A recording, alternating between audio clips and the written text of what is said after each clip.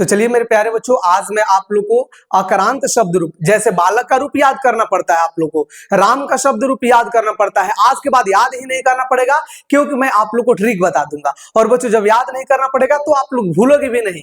मैं आप लोग को ऐसा लॉजिक दे रहा हूं कि आप लोग हमेशा हमेशा के लिए इसको एकदम कंठस्थ कर लोगे, याद कर लोगे। ठीक है, अभी आप लोग देखो कैसे मैं बता रहा हूं। जैसे बच्चों, अक्रांत शब्द में मैं आप लोग को बालक बता दे रहा हूं, और आप लोग राम शब्द पे इसको प्रैक्टिस कर लीजिएगा। जैसे मैं लिखवा रहा हूं, आप लोग को सिखा रहा हूं। बच्चों, ये सबको पता है और सबको आता है कि इसमें होता है बालकः, बालको, बालकः, बालको, बालकाः। पहले का लाइन तो सबको याद हो जाता है, उसके बाद तो बहुत भारी है, पता ना चलता है कौन कहाँ है, लेकिन आज के बाद सब पता चलेगा। देखो, ऊपर जैसा रहता है उसन के नीचे, ऊपर पंखा चलता है और नीचे बेबी सोता है ना जी। तो ऊपर जैसा रहेगा उसन के नीचे वो रहेगा। चलो, ऊपर जैसा रहेगा उसन के बचवा नीचे हूं लिख देना। बोलो, इतना आप लोग समझ गए? इतना समझ गए। लेकिन नीचे क्या करना है बच्चों? हे लगा देना है, क्योंकि ये क्या है? संबोधन है। तो हे बालकः, हे बालकः, क्या लिखेंगे बच्चों?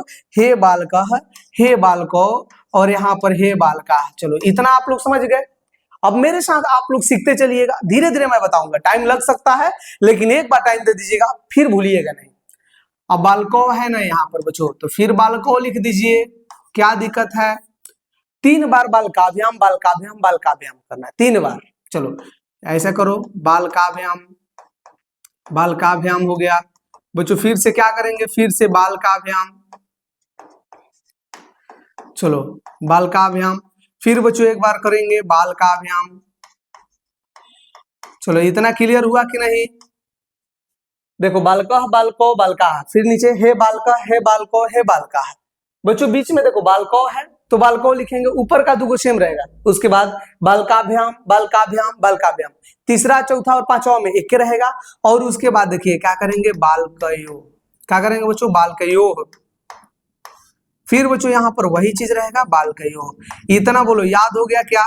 इतना आप लोग कर लोगे। ऊपर ज्यों कहते हो, नीचे ज्यों कहते हो, ये आप लोग सीख गए। इतना बच्चों, मैंने 24 को में से 12 को सिखा दिया है, और आधा बच गया है जो मैं आप लोग को बताने वाला हूं। और ये मैं बहुत आसानी से बता दूंगा, सिखा दूंगा। ठीक है, जब आधा सीख गए तो आधा भी सीख जाएंगे, क्योंकि इसमें तो अब बालक बालक लिखना है, और बालक बालक तो किसको नहीं लिखने आएगा। चलो, आप लोग को अच्छा लगेगा तो लाइक शेयर कर देना है। न अगर आप लोग बच्चे जुड़े होंगे तो आप लोग सब्सक्राइब करके चैनल से जुड़ जाइएगा। ठीक है ना? अब देखो यहाँ पर फिर बच्चों क्या करेंगे? बालक बालक लिख लीजिए, एक ही बार मैं सब में लिख दे रहा हूँ, बालक बालक। चलो, अब उसके बाद जो इसमें लगाना होगा ना, इसके विभक्ति और वचन के अनुसार, चलो तो वही आप लोग को तो सिखाना है ना बच्चों? वही तो आप लोग को सिखाना है। चलो चलो चलो, अब देखो यहाँ पर मेन चीज, अभी ये हम लोग एक वचन वाला देख रहे हैं। इसमें बच्चों होता है एम। क्या होता है जी? एम। उसके बाद एन आए, एम एन आए, इतना कर लोगे, एम एन आए। उसके बाद बच्चों आए, तो उसके बाद आत, ए ऐसे लिखाता है। बस यही याद कर लो, एम एन आए, आत से ए, और याद भी हो जाता है। देख लो कैसे।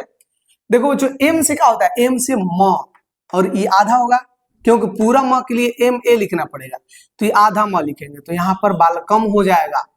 बालकः, बालको, बालकाः, बालकम, बालको, बालकान। तो याद करोगे, याद नहीं होगा, भूल जाओगे।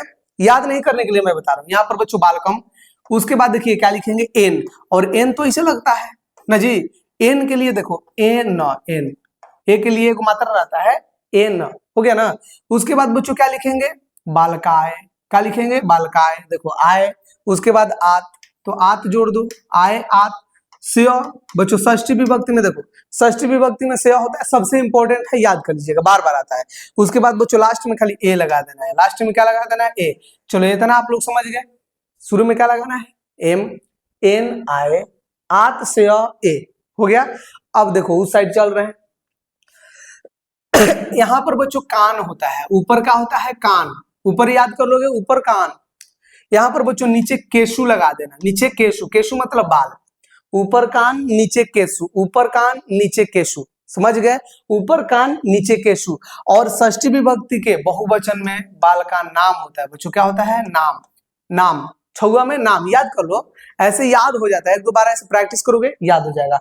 षष्ठी में बच्चों बहुवचन में बाल का नाम, जहां नाम आएगा बाल का नाम, रामा नाम, तो सब समझ आना षष्ठी में है। उसके बाद यहाँ पर बालकेभ्य दो बार आता है, बालकेभ्य दो बार आता है बस, चौथा और पांचवा में, चौथा पांचवा में बालकेभ्य। उसके बाद बच्चों एक है बालकय। चलो इतना आप लोग याद कर लोगे, ये काम खत्म हो गया। राम के आप लोग प्रैक्टिस कर लीजिए और बालक के भी एक बार दो बार प्रैक्टिस करेंगे, याद हो जाएगा। चलो मैं फिर से एक बार रिवीजन करवा रहा हूँ। बालकः बालको बालकाः, फिर नीचे बच्चों हे बालकः हे बालको हे बालकाः ना। चलो देखो बालको है तो बालको, उसके बाद बालकाभ्याम बालकाभ्याम बालकाभ्याम, बालकयो बालकयो, हो गया। अब देखो बच्चों, यहाँ पर क्या लगाएंगे, बालक बालक बालक लिख देंगे और उसमें लिखेंगे एम एन आए आत से ए ना। अब देखो यहाँ पर ऊपर कान नीचे केशु, ऊपर कान नीचे केशु। उसके बाद देखो बच्चों, यहाँ पर षष्ठी के बहुवचन में बाल का नाम होता है, क्यों में षष्ठी विभक्ति में नाम आता है ज्यादातर, ठीक है। उसके बाद चौथा और पांचवा में बालकेभ्य। उसके बाद एक वो तो खाली याद करना है बालक। चलो समझ में आ गया। अब मैं थोड़ा सा बच्चों मान लीजिए कि अगर हम दूसरे पेज पर ले जाकर के आप पूछ रहे हैं कि बताइए तो बालकस्य में कौन विभक्ति लगा है, तो ना बता दीजिएगा षष्ठी लगा है। अगर मैं बच्चों पूछ रहा हूं कि बालकेभ्य में क्या लगा है, तो बता दीजिएगा ना कि इसमें सर लगा है चौथा और पांचवा। ये बालकस्य में षष्ठी विभक्ति एक वचन में है, याद भी नहीं करना पड़ेगा। अब बच्चों मान लो कि बालकात है, क्या लगा है बच्चों, बालकात। तो कात जो लगा है बालकात पंचमी में लगता है, पंचमी में लगता है, एक वचन में लगता है ना। बीच वाला तो याद है आप लोग को, जैसे मान लो कि हम लिख देंगे बालकयो लिख देंगे, बालकयो, तो ये दू गुम हो रहा था नीचे वाला संबोधन से ऊपर। तो संबोधन से बच्चों ऊपर क्या होता है, छठा होता है, सातवां होता है।